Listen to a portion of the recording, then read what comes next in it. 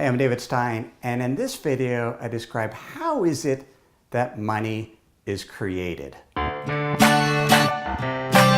Well, money is printed by usually the U.S. Treasury in the U.S., their Bureau of Engraving and Printing, or as U.S. Mint. So that's a form of money. It's currency, dollars and coins, and other currency presses around the world do the same. But there's another type of money apart from currency, and it's central bank money. And central banks can create this money out of thin air simply by creating reserves that they put on the balance sheets of banks. And they do this through what's known as an open market operation. They'll go out in the market and they'll buy a U.S. Treasury bond or other assets, and that becomes a new asset that the Federal Reserve buys when you buy. They take this money they created out of thin air. So on the asset side of the balance sheet, they have this U.S. Treasury bond. On the liability side, they have a new bank reserve. Now, the commercial banks have these reserves. That's an asset for them. And what they have to decide to do is what to do with these reserves.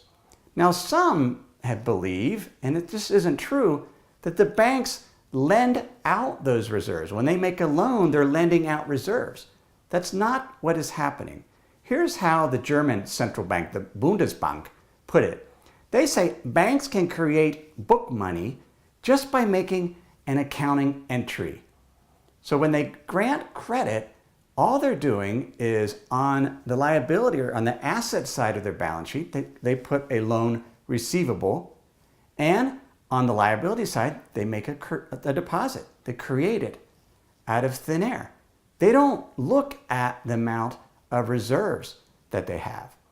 They only do that after the fact. Here's the Bundesbank again. They said, by the same token, excess central bank reserves are not a necessary precondition for a bank to grant credit. Banks decide who they're going to loan to based on the creditworthiness of borrowers and having enough borrowers. And if they want to borrow money and the bank decides they want to loan, then they'll do it. It's only later that they'll see, well, we have so many deposits that have come in, and maybe the loans we made, the borrower took the money and spent it. Then they see if they have enough reserves to meet the minimum requirement. For example, in the U.S., they're required to keep about 10%, banks about 10% of deposits as reserves at the central bank. If they don't have enough reserves, that bank, after making loans, they can borrow it from the central bank or from other banks. So to summarize, we see that a bank, a commercial bank, can create money out of thin air by making loans. And over 90% of the money created around the world is done through this bank money creation. Central banks can also create money through this open market operation.